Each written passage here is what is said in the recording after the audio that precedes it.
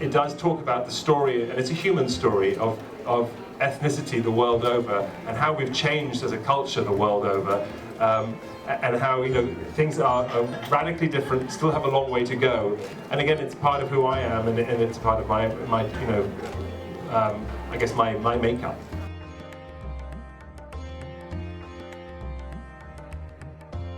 Hey guys, my name is Shalonda Turner. I am a fashion blogger at Live Life and Style, and I blog at www.live-lifeandstyle.com. And I have the amazing opportunity to celebrate Asian Pacific Heritage Month here with Macy's and interview Nigel Barker, which I'm sure doesn't need any introduction. If you're my reader, you know who he is. But I have the chance to ask him a couple questions today. So we're going to get started. And first, is this your first time to Houston? It's not my first time to Houston, but it is my first time to Sugarland, Okay. which is where we are right now, the suburb. It's very different. But no, well, it's all good. I like to see the country. How do you like our weather here? Well, I mean, I'm a fan of warm weather. Being, of Sri Lankan blood myself, a little heat is good. Yeah. Actually, I went out and sat in the sun and I picked up a little heat, little sun, I mean, so, yeah, no, it's good. Got a little tan. Yeah, it's nice. Well, Macy's is one of my favorite department stores almost because they celebrate diversity so much. Like they do the Black History Month celebration, Hispanic Heritage Month celebration, and Asian Pacific Heritage. So how did you come to work with Macy's for this event? Well, they approached me. I think, every year they're probably looking for different characters and people out there who represent, the various different, months that they're celebrating. And a lot of people don't know, actually, that I have Asian blood and Asian Pacific blood in me. And the reality is, yes, despite my English accent, which is what most people hear first and foremost, that colour in my skin does not come from England. Right. And my mother is Sri Lankan, and Sri Lanka is a beautiful little island off the coast of India. It's known as the Pearl of the Indian Ocean. And having grown up in England, although I identify with England as sort of being where I originated from, at the same time I also grew up in England being questioned quite often as to where I was from, who are you and all the rest of it. And, not to a point where people were being nasty or unfriendly, but more to the point people were curious as to, I guess, the fact that I really didn't look English. Right. But it also made me question myself, who am I? Where am I from? So Sri Lanka became a very important part to me when I started to really realize that's where I obviously had blood from there, and that was important too.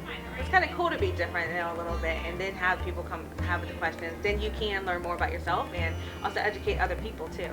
Yeah, it has good and bad. I mean, I think there was an element where, sometimes it was fun, but sometimes it was boring too. Yeah. Sometimes you just wanted to be yourself, and you didn't want people to question you or wonder why you were the way you were.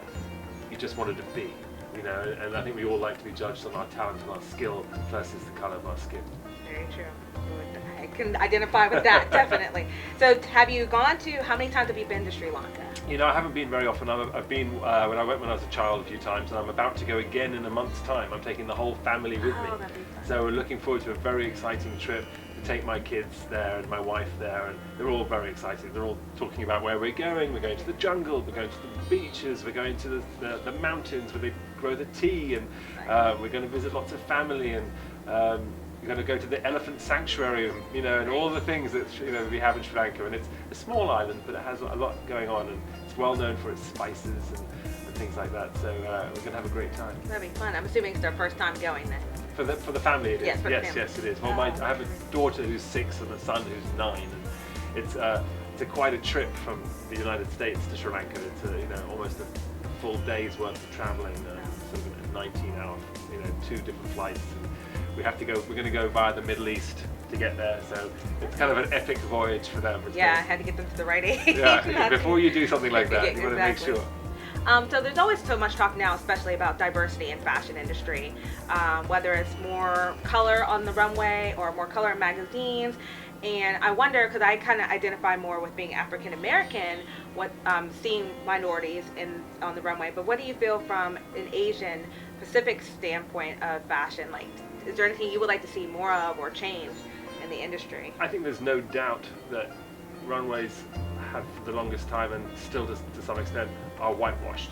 There's no doubt about it. I mean, just recently at Fashion Week, New York Fashion Week, there'd be the odd one African American girl or African girl on the runway, and maybe you'd see 1 or 2 sort of Asian Pacific girls on the runway.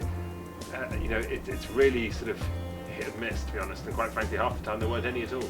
You know, now within the African American community there are many beautiful models out there working. Enough? No, right? But there are gorgeous girls in the business working and doing great. Within the Asian Pacific community, very, very few. And there are certain demographics within that. For example, the Chinese demographic is stronger than any of the others.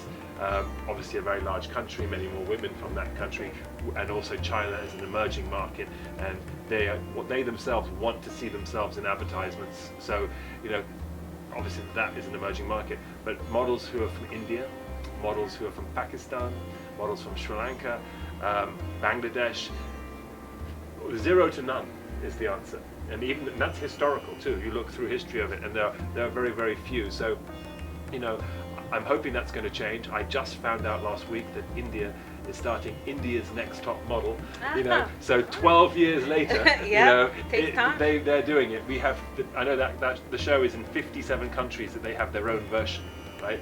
From Mexico's Next Top Model to even Ghana's Next Top Model, been going on for years, to Brazilian Next Top Model, and all the rest of it, English and what have you. But finally, India is doing it. So I hope we're going to see a few more models out of that as well. But it's also a cultural issue, and those cultures themselves, really within the culture, aren't comfortable letting their children or their daughters get involved with modeling. They just don't like it. So that is changing, and women themselves are becoming freer to do what they want. And you know, why would a woman from Sri Lanka or India or from China or African American want to see an advertisement for beauty products on someone who doesn't look like them? Exactly. You know, so I think it strikes as obvious, but for the longest time that hasn't been the case.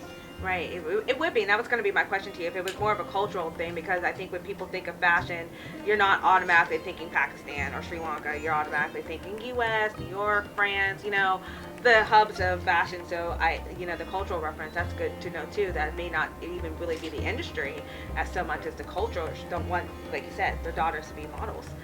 I know you're also here to promote your new book. I am, Models of Influence. Yeah, so congratulations on that. Thank you very much. What was your inspiration for this book? Well, 20 years in the business, working with extraordinary women, everyone from Tyra Banks, Naomi Campbell, Paulina Poroskova, Janice Dickinson, Twiggy, Iman, Coco Rocha, Alec Weck. I mean, the list goes on and on and on. I've been extraordinarily lucky within my career, and we'll have a book fly in right now. Why don't we? Look, here it comes, like by magic, the magic of television, bam. You know, but this particular book is really a labor of love for me, and I started writing it 2 years ago, and I wrote it in Alabama, which is where my wife is from, despite her Chinese heritage. And it really talks about 50 women who reset the course of fashion. And what I wanted to do was talk about these extraordinary women who I have met, I've worked with, many of which are in the book. I haven't, because it starts from the 1940s, which is like the dawn of really fashion in magazines, all the way to the present time. And talk about the certain women, the certain models who were not just successful, not just on the covers of magazines, but really helped change the way we see beauty. Pioneers, trailblazers, those sorts of women who really are the true supermodels. They transcended the business at large, and helped show that really change the shape of the way we see things. So, for example, a Naomi Sims, who was the very first black woman on the cover of a magazine in 1967, a Lauren Hutton, who got the very first big contract, all the way through to maybe a Sophie Dahl, who was the first full-figured model to be a high fashion model. But there are full-figured models in fashion, in commercial fashion, but she was the first high fashion, doing Vogue covers and halftons and all the rest of it. So it's to talk about these women, what they did and how they did it and why they did it. Oh, that's amazing. I can't wait to delve into it now. I'm like, hey, let's take a break and start reading it. That's amazing. Well, I know you used to be a model yourself, and then and I know you probably answered this question a million times, maybe transitioned to photography. But my kind of take on it is, why photography? Because there's other aspects of fashion that you might have been able to go into. But so what was it about photography that on that side of fashion that you wanted to do? Well, I'd always been interested in photography. I'd always taken pictures, and Before I got into modeling, I had been a photographer at school. I'd been one of the school photographers, and I would photograph my friends, and I photographed sporting events and theatrical events, and really, even sell those photographs that I took to, the relatives, the sports people and the actors and whoever was at school. And so I had a taste of it then, and I never really thought of it as a career, but from modeling, I could see that who was on set, the designer or the editor or the photographer, they were the ones who were normally in control. And they had, long careers. So I wasn't looking for something like to be a model that would last me maybe 5-10 years, but rather, if I love this business, I love this industry, how do I stay in it? And, look, I was never very good at hair, as you can tell. We don't mind. We don't have a problem. Also, did you have any influential photographers that kind of helped you go into?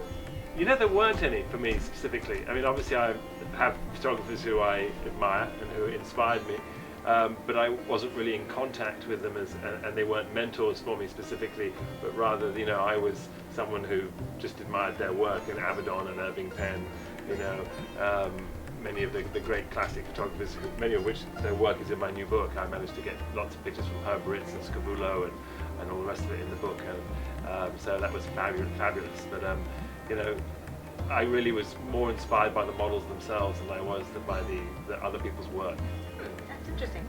And well, since you are a well-renowned photographer, do you have any tips for any budding photographers who would like to get into fashion, or even just models who are looking to get into the modeling industry? Any advice that you would have for them? Well, certainly I think with photographers, I mean, you've got to keep shooting, shoot, and then this day and age, I say easier. It's both easier and more difficult. It really depends on what you want to do and how you want to do it. The difference is that obviously when I started, it was an expensive process with film you had to buy and film you had to process, and pictures you had to print, and these were all things that cost money.